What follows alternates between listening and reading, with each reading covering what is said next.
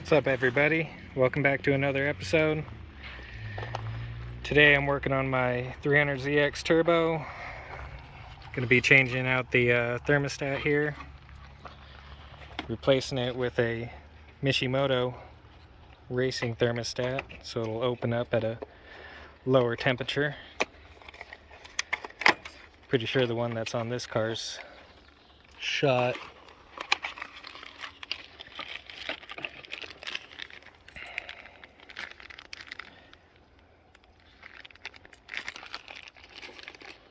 So,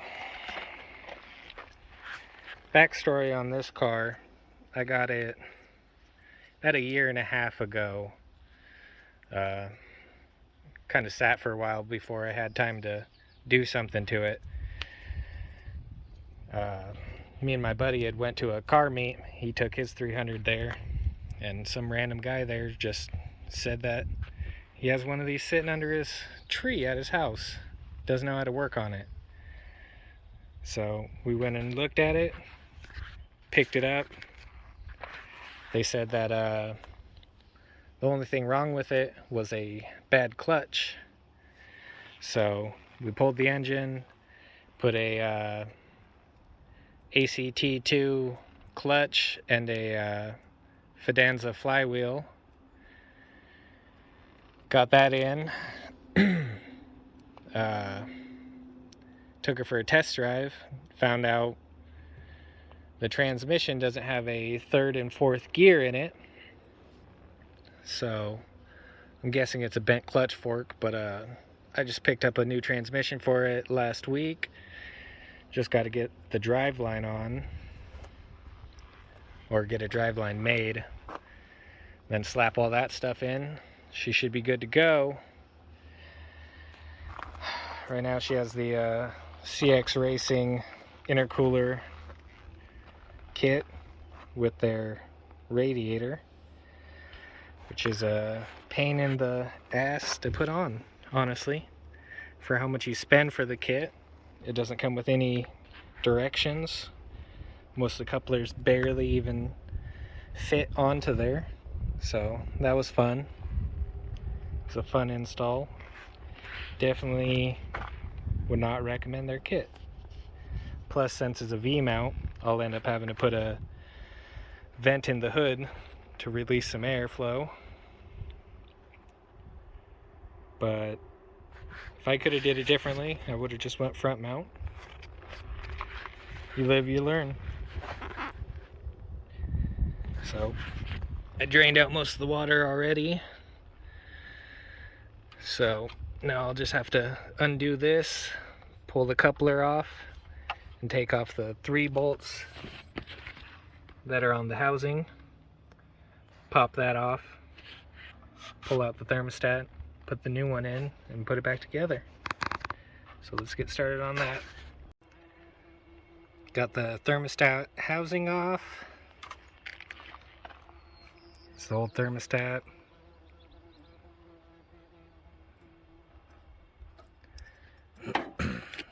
Replaced by a nice new one.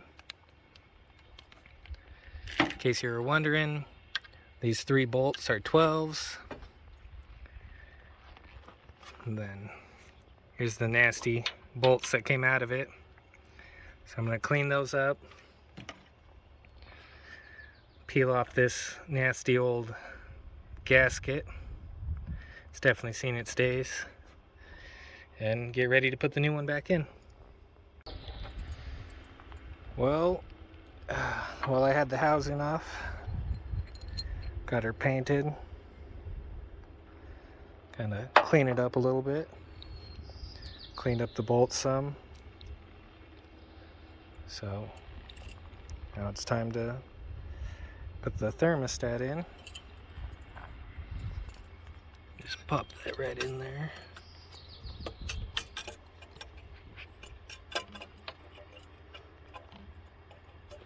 Into its home.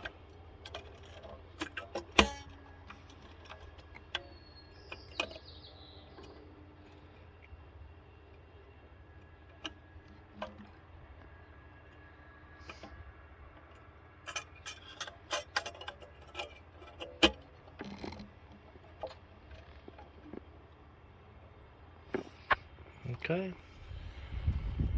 I'll put everything back together. Well, that's all done, put back together, ready to fill with some water. But since this was such a short video, I figured I'd add in a cylinder head temp sensor relocation. So your stock one is right back there, and I'm pretty sure mine is crap right now, which is why I'm doing this. I'm going to relocate it to right there where that bolt is. So the change in this is that your stock sensor is a dry sensor, and this top one will be a water sensor. So what I did was order, if I could find it, I ordered the one from a 95 Pathfinder. See how it has the closed head? And the one on the dry sensor will be an open head, so you can't just swap it over and use your stock one. You have to get one of these ones. So I'm going to start on that by unclipping this old one. Oh, I also got a new harness, and I got this from Past Power Innovation, because most of the time, since these are 30-year-old cars, that old harness is cracked, brittle crap. So I'll be replacing that too. Okay, so that little thing was kind of a pain to try to get in there and get out, but since it's not going to be used anymore, I just cut it off, and I'm going to leave it in there.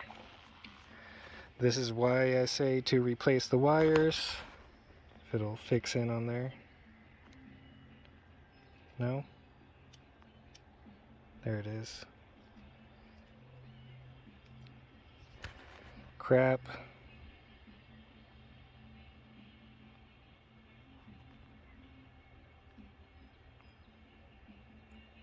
Some more crap. So if you're doing this, hit up Past Power Innovation, get yourself a new harness. So I started loosening this bolt too, which is a 17. I'm going to take that out, put the new one in.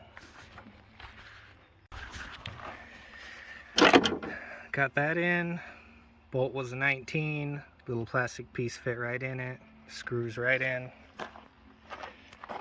Got the harness to attach. Just ran it right around here, back here. I'll plug this in. Make sure not to forget. These things have this little pin. So I'm sure that'll be fun to try to get on there.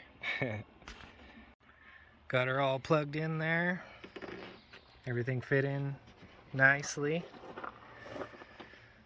So wait for my gasket to dry, and then I'll put some water in there, start her up, see if there's any noticeable difference on the starting. And the reason why I wanted to change the cylinder head temp sensor was a little bit rough on the starting, and I've pretty much changed everything besides that. But a lot of people said that that's one of the issues for a rough start, so hopefully that fixed it. I'm also going to be ordering and upgrade distributor gear. That's supposed to help too. But hopefully you guys found that stuff helpful. Make sure to like and subscribe on our page, and there'll be more videos soon.